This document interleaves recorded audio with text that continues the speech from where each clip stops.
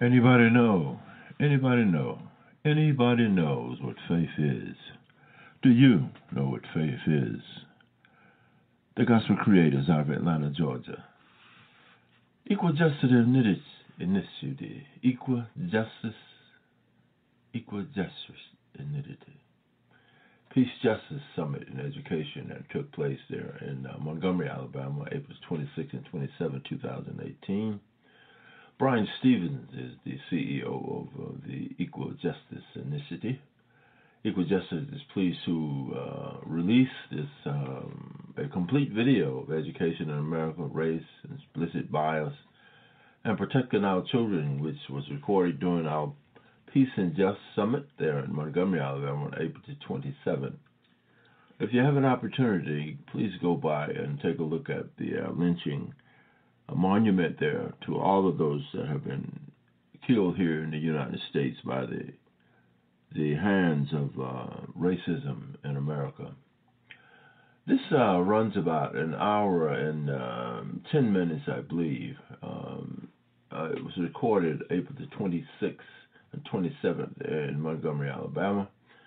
We hope you will enjoy it as we record it here and play it back for you on Howcee Productions Blog Talk Radio.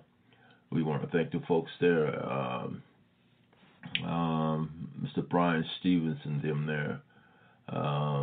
We also did a program a while back with Oprah Winfrey and Anthony Ray Hinton, which I had an opportunity to be and witness his life there at Holman Prison in Atmore, Alabama.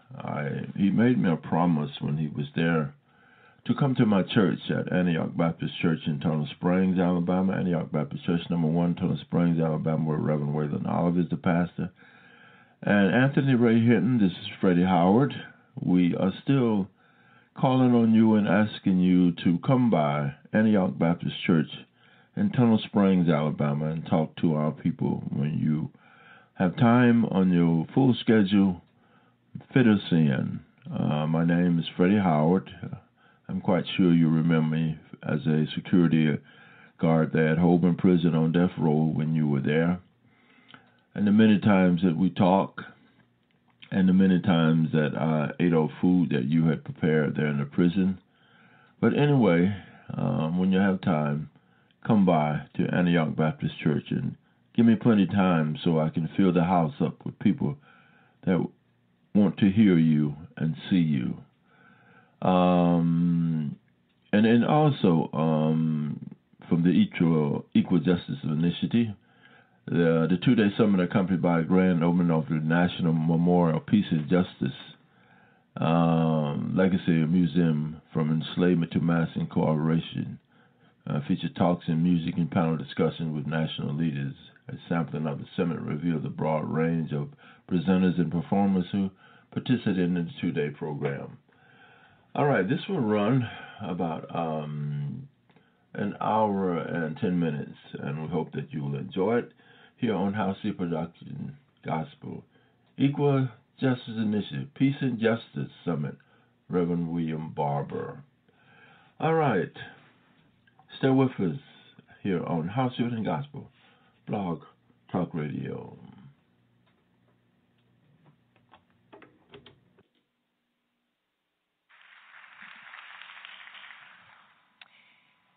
Imagine that you and your family and friends have been standing on either side of a railroad track for generations, watching as serial trains proceed down the track. Imagine that on one side of the train, there is a letter, an alphabet on each car. On one side of the train, the alphabets spell education. On the other side of the train, the alphabets spell literacy. Imagine further that you are forbidden by law to board the train, and therefore, concomitantly, you are forbidden by law to dream about, to think about, or to reach the destination of the train. Imagine that your own innate sense of education and literacy has been either obliterated or contaminated substantially by your circumstances for generations. Then imagine that there comes a time when you are finally permitted to board that train, of course, in the rear cars, and that you leave the environment on the side of that train behind, and that no one on the train, particularly the conductor, the railroad company, or any of the other leaders of the train, understand the environment that you left behind on the side of the train. They understand only the environment of the train's origins, and therefore the perspectives and all of the lessons taught on that train and at that destination are consistent with the railroad company, not yours.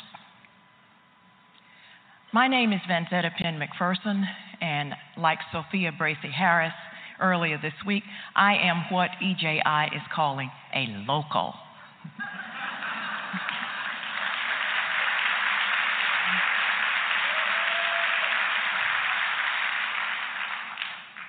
As a native of and resident of Montgomery, I am, like all of the rest of us, flooded with memories of the civil rights movement and immersed in all of the details of the accountings and stories that you have heard and will continue to hear on this marvelous celebration. But in spite of that flooding and that immersion, I am also very gratified, and I have a renewed sense of enlightenment by E.J.I.'s and Bryan Stevenson's brilliant creation of the Legacy Museum and the National Memorial for Peace and Justice. Because of several things, not just the art, the sculpture, the sobriety, not just the necessity for those sites, but also because E.J.I. has spectacularly created and articulated the nexus between slavery and mass incarceration. They have answered the question that so many have posed, and that question is why? They have answered another question that is always necessary in any analytical analysis of a phenomenon, and that question is how? This morning, there are three scholars who will enlighten all of us with their research and with their brilliance as well.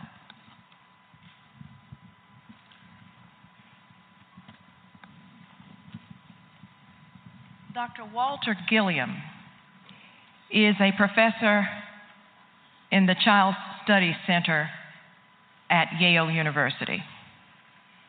His research involves early childhood education and intervention policy. And his research seeks to find ways and implement ways to improve the quality of pre-kindergarten and child care services and the impact of early childhood education programs on children's school readiness.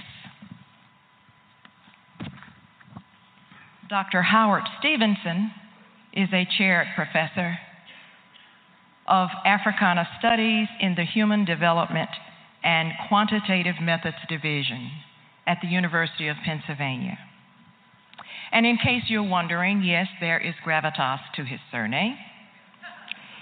He is, among other things, proof that the Stevenson gene pool contains chromosomes for both excellence and racial integrity.